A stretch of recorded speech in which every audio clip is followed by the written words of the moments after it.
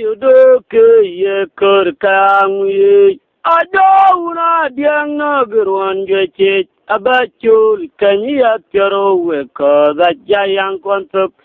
Alal wala na yo biga jayu do ke ye kor kang ye. Adawuna diang na gerwan jece abachul kanya tero we ko da jayang kontok. Amu jangul manguweleni aberario ya ji konjam mung manyun manguweleni aberario ya ji konjam John mangadit ye porga yang den kina dugbe wote erabinyan yar japing kang ye to jama gamugalan rierbai japing nang e benyerom den kelewtau kelun pir yung maliga gorbe ko yung nam kwang akit ereminyan yar chaping kang yeto jama kamugalan rierbai chaping nang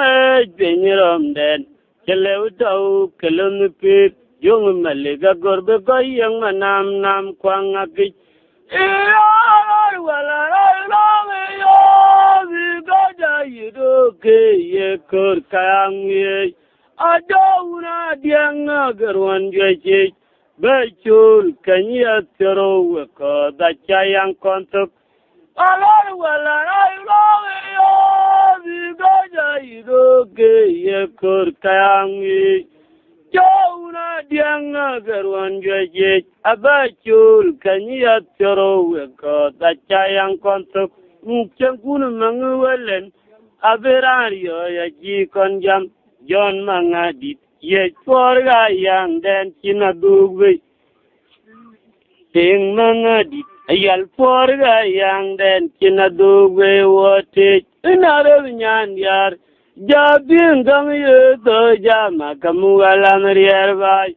jabing nang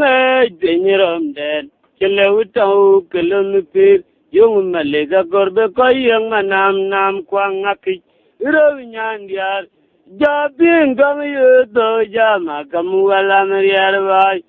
Japing nang